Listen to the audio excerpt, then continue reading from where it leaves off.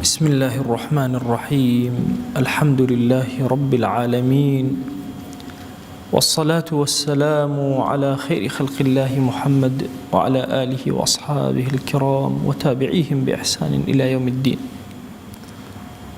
إنسان هند جار لحياته توشي مأيوسي أبيتك إترجياني برو باشا بيت تابتك عمري أروا وبرو بيري أروا يان نخوشيه وها أقريت ئیتر ئومێدی نامێنێ بە ژیان.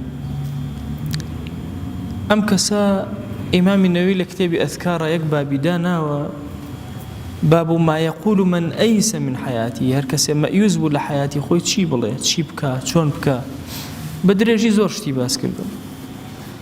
ئەمڕۆ تەنها دوو فەرمایشتی پێغەمبەر صلی الله عليه وسلم لە سەرەتای بابەکەەوە باسەکەین، دەرسی داهاتوو بە درێژی لە خزمەتیان ئابین. ئەفەرمێ دایکمان عایشە ڕەزا و ڕەحمەتی خوای لێ بێ ئەگەڕێتەوە، ئەفەرمێ کە خۆشەویستمان لە کاتی سەرەمەرگیا بوو، زۆر ناڕەحەت بوو، زۆر بێتاقەت بوو، ئەفەرمێ ڕەئەیت رسول الله صلى الله عليه وآله وسلم وهو يموت، لە ڕوایەتێکا وهو بالموت، کە پێغەمبەری خوا صلی الله عليه وسلم لە نەخۆشیەکا بوو کە تیایە مرد. بینیم کە ئاوێکی لە پەنای خۆیان دانابوو، شتێک کە ئاوی تیا بوو، هەر بینە پێغەمبەری خوا صلی الله عليه وسلم دەستی ئەکردە ناو ئاوەکەوە، دەستی تەڕە کرد، دەموچاوی خۆی پێ تەڕە کرد، فەرموو اللهم أعني على غمرات الموت وسكرات الموت. خۆیان هاوکارم بە لەسەر ناڕەحەتیەکانی سەرەمەرگ. غەمەرات و سەکەرات ئەم دوو کەلیمەیە زۆر گەورەی ئینسان حاڵی بێ لێی. غەمەرات بە معنای خنکان دێ لە ئەسڵا، غەمر بە معنای خنکان دێ لە عەرەبیە، یعنی ئەم ئازاری مردنە ئەوەندە ناڕەحەتە چۆن کەسێ ئەخنکێنی لە ناو ئاوە خەریکە ئەخنکێ و هەن ئەسەی بۆ نادرێ و ناڕەحەتە بێ، ئەبەو کەیفێتی. بۆیە پێغەمبەری خوا صلی الله عليه وسلم ئەی خوایان پەنا ئەگرم بە تۆ لە غەمەراتی مردن، یعنی ئەو شتێ خەریکە ئەم خنکێنێ ئەوەندە ئێشەکەی ناڕەحەت. سەکەراتی مەوت، ئینسان چۆن لە حاڵەتی زۆر ترسی گەورە وهای لێ وەکو سەرخۆشی لێ ئاگای لە خۆی نامێنێ، ئەوە سەکەرات ئەوە، یعنی لە ترسی زۆر گەورەی مردن سەرەمەرگ خوای پەنام بدەت و تۆ خۆت هاوکارم بە یا رب العالمین. ئەم فەرمایشتەی پێغەمبەر صلی الله عليه وآله وسلم پێمان ئەڵێت دەموچاوی نەخۆشەکەت لە سەرەمەرگا تەڕ بکە و مەسەحکە ئەگەر خۆشی نەیتوانی، پێمان ئەڵێ فێنکی بکەرەوە، پێمان ئەڵێ دوعای بۆ بکە کە خوا هاوکاری بێ لە دەرچوونی ڕۆحیە لەو ناڕەحەتی و ئێشەی کە ئەگاتە سەری،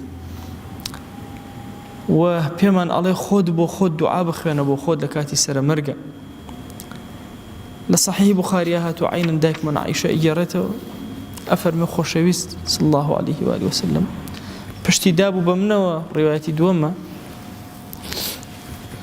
ئەفەرمێ زۆر ناڕەحەت بوو، ئەی فەرموو لە سەرەمەرگە اللهم اغفر لي وارحمني والحقني بالرفيق الأعلى. خوایان لێم خۆش بە و ڕەحمەت بەسەرما ببارێنە، بمگەیەنە بە هاوڵی زۆر بەرزم، یعنی بمگەیەنە بە خۆت یا ئیلهی، یعنی ڕۆحم بکێشە. والحقني بالرفيق الأعلى، ئەفەرمێ ئەوەندە ناڕەحەت بوو، خوای لێم خۆش بە، خوای ڕەحمم پێ بکە، لەم حاڵە مەمهێڵەرەوە.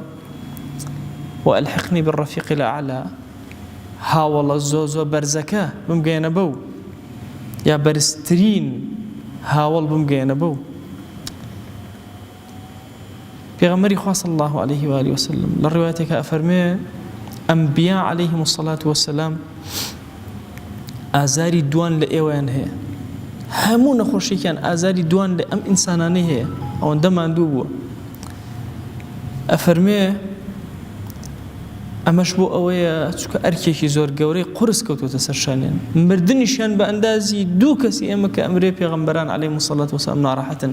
بۆیە پێغەمبەری خوا صلی الله عليه وآله وسلم ئەوە بۆ شێوازە لە سەرەمەرگە دوعا ئەکات، خوای کۆمەکم بکەی، دوعا ئەکا خوای بمگەیتەوە لای خۆت، و ئەم دوعایانەش سونەتن کە ئینسان لە کاتی سەرەمەرگە هەم بۆ خۆی بیخوێنێ، هەم بۆ کەسێک کە ئەچێتە لای و ئەزانێت لە حاڵی احتضار و ناڕەحەتیایە بۆی بخوێنێ.